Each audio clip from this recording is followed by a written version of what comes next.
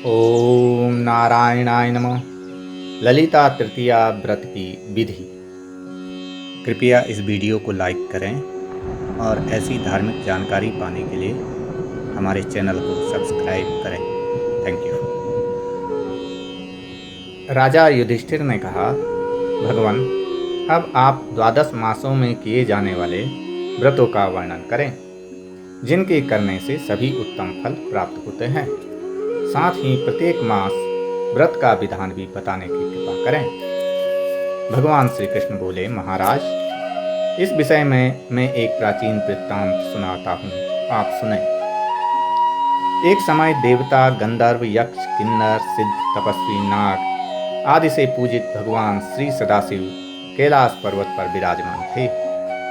उस समय भगवती उमा ने विनयपूर्वक भगवान सदाशिव से प्रार्थना की कि महाराज, आप मुझे उत्तम तृतीया व्रत के विषय में बताने की कृपा करें, जिसके करने से नारी को सौभाग्य, धन, सुख, पुत्र, रूप, लक्ष्मी, दीर्घायु तथा आरोग्य प्राप्त होता है और स्वर्ग की भी प्राप्ति होती है।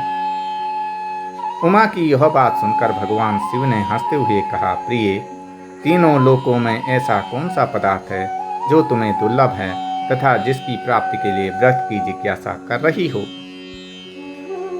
पार्वती जी बोली, महाराज, आपका कथन सत्य ही है। आपकी कृपा से तीनों लोकों के सभी उत्तम पदार्थ मुझे सुलभ है, किंतु संसार में अनेक स्त्रियां विविध कामनाओं की प्राप्ति के लिए तथा अमंगलों की निवृत्ति के लिए भक्तिपूर्वक मेरी आराधना करती है तथा मेरी शरण आती है। अतः ऐसा कोई व्रत बताइए जिससे वे अनायास अपना अभिष्ट प्राप्त कर सके।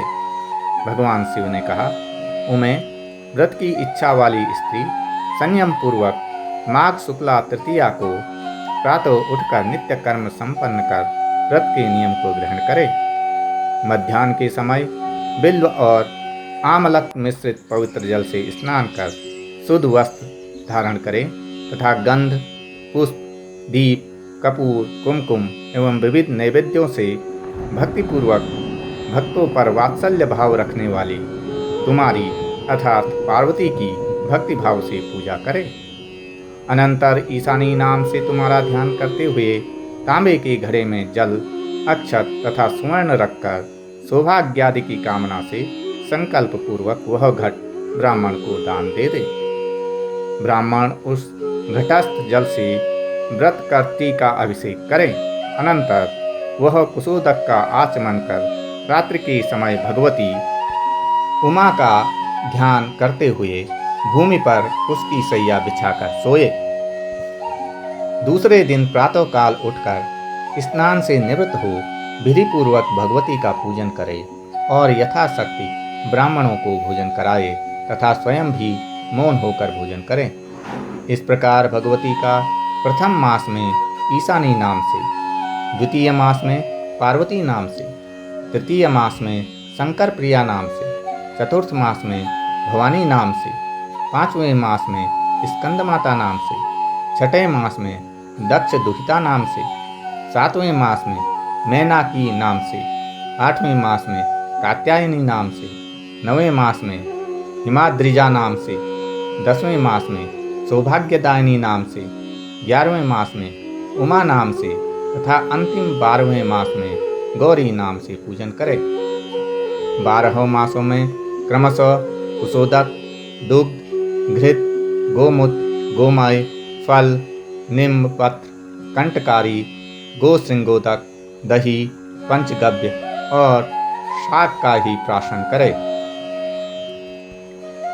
इस प्रकार 12 मास तक व्रत कर श्रद्धापूर्वक भगवती की पूजा करे और प्रत्येक मास में ब्राह्मणों को दान दे। व्रत की समाप्ति पर वेद पाठी ब्राह्मण को पत्नी के साथ बुलाकर दोनों में शिव पार्वती की बुद्धि रखकर गंध पुष्पादि से उनकी पूजा करे और उन्हें भक्तिपूर्वक भोजन कराए तथा आभूषण, अन्न, दक्षिणा आदि देकर उन्हें संतुष्ट करे। ब्राह्मण को 2 शुक्ल वस्त्र तथा ब्राह्मणी को 2 रक्त वस्त्र प्रदान करे। जो स्त्री इस व्रत को भक्तिपूर्वक करती है वह अपने पति के साथ दिव्य लोक में जाकर 10,000 वर्षों तक उत्तम भोगों को भोग करती है। पुनः मनुष्य लोक में आने के बाद वे दोनों दंपति ही होते हैं और आरोग्य, धन, संतान आदि सभी उत्तम पदार्थ उन्हें प्राप्त होते हैं। इस व्रत का पालन करने वाली स्त्री का पति सदा उसके अधीन रहता है और उसे अपने प्राणों से भी अधिक मानता है।